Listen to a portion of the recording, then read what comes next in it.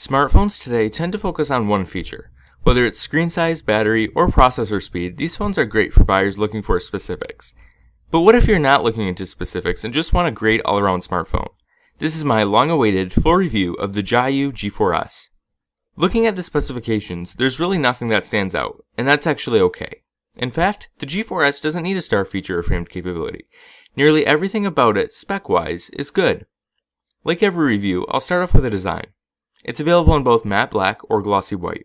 The back of the device easily collected fingerprints. There's also a very slight camera hump on the top left and a speaker on the bottom left. There's a noise-canceling microphone and LED flash near the camera. I don't like the glossy finish, as it makes the phone feel slippery and cheap. There's a power button on the right and a volume rocker on the left. Both buttons were easy to press, although the volume button was a bit difficult to reach when using the phone with just my right hand. There's a headphone jack on the top left and a micro USB port on the bottom. Coming to the front, you can see an aluminum band which wraps around the sides. This small amount of metal makes the sides of the phone easy to grip. It is a little on the thicker side at 10mm. However, it does contain a 3000 mAh battery. More on the battery life later. It also weighs 157 grams, making it somewhat heavy. On the front, you'll find 3 capacitive buttons, but a small amount of bezel. I really like this look and hope other phone makers take note. Call quality on the JIAYU G4S was average. I didn't have any dropped calls over the AT&T US network, however, I wasn't able to receive HSPA nor HSPA Plus data speeds. During the testing period, I was stuck with edge speeds. This is significantly slower and may be a deal breaker for some people, including me. Please be sure to check the supported frequencies to see what speeds you'll be able to receive. Unlike many smartphones nowadays, the JIAYU G4S features a 4.7-inch 720p Corning Gorilla Glass 2 display. I think this is the perfect size for one-hand use. I didn't manage to scratch the display during my month of testing, despite it being coated in the older Gorilla Glass 2. The display itself is really good. It doesn't have the best viewing angles, and it can be a little difficult to see in direct sunlight, but its color reproduction and contrast ratio are incredible. At this size, the difference between 720p and 1080p isn't all that apparent. I'd rather have the battery life than a few unnecessary pixels. The notification LED at the top of the G4S is really bright. I found the green to be pretty ugly, but you can customize the colors using a free app called LightFlow, link in the description. It isn't a full RGB LED, but it does have a few additional colors. The JIAYU G4S has one of the loudest speakers that I have tested on a smartphone. Unfortunately, it does sound distorted at full volume and can be easily blocked due to the speaker placement. Also, when playing media at mute, the G4S plays a small amount of white noise.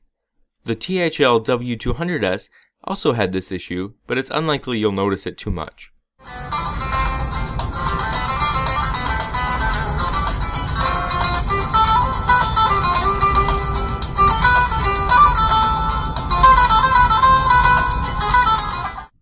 The JIAYU G4S has a 13-megapixel BSI rear camera.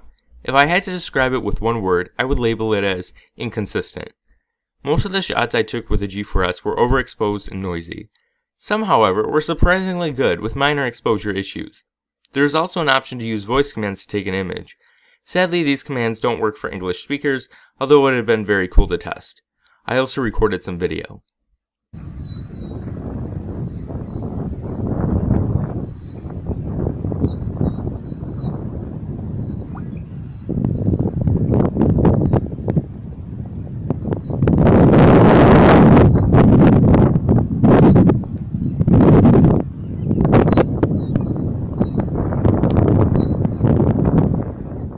The JIAYU G4S runs Android 4.2.2 Jelly Bean. Out of the box, the UI is heavily customized. Icons, lock screen, recent app switching, notification setter, and settings are all customized. Luckily, you can use the pre-installed Themes app to switch between a few themes. The custom themes all give the UI a similar look, but the system theme changes the icons, notification center, and settings back to stock. This is great, and I'm very happy that JIAYU gives the choice to switch most of the UI back. However, even when switching back to stock, the JIAYU logo that replaced the unlock logo on the lock screen remained. This is almost as bad as putting branding on a home button. I look at the lock screen hundreds of times each day, and I really don't need to be reminded that I bought a JIAYU phone.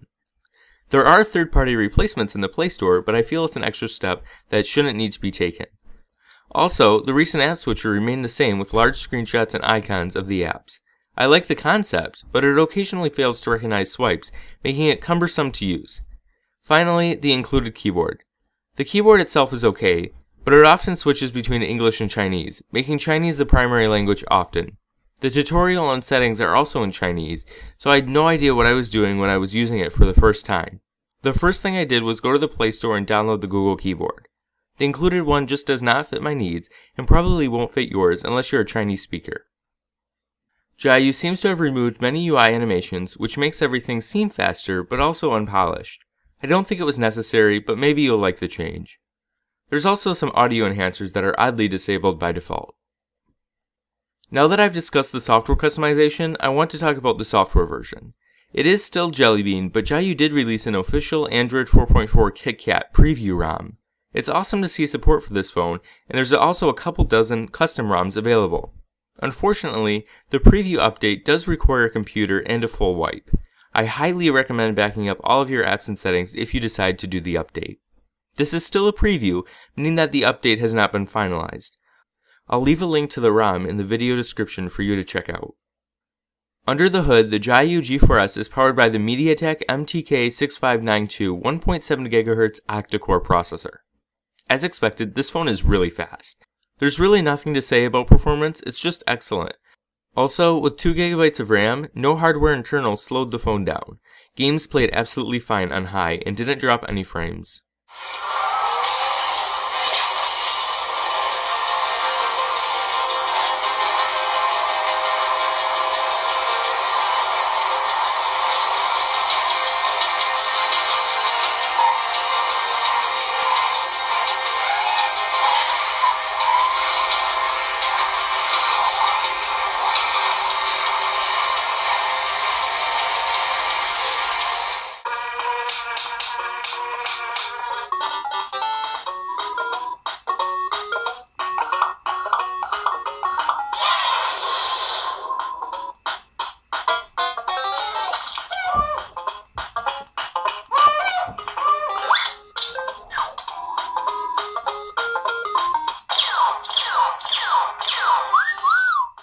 The JIAYU G4S includes 16 GB of internal storage, and if that's not enough, you can insert a microSD card into the expansion slot.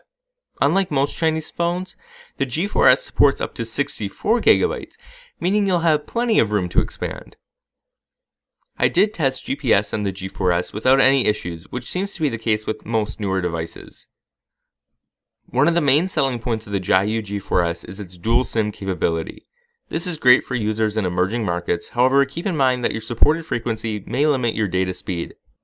Battery life on the G4S was pretty average and it often lasted all day. The 3000 mAh battery is removable and provided just the right amount of capacity. I should note that since I only received edge speeds, this may not reflect your experience. If you purchase the JIAYU G4S from Panduil, you will receive an English Quick Start Guide, a USB cable, and an AC adapter. I think the JIAYU G4S is a great all-around phone. It's not for everyone, but it is perfect for those looking for a mid-range device.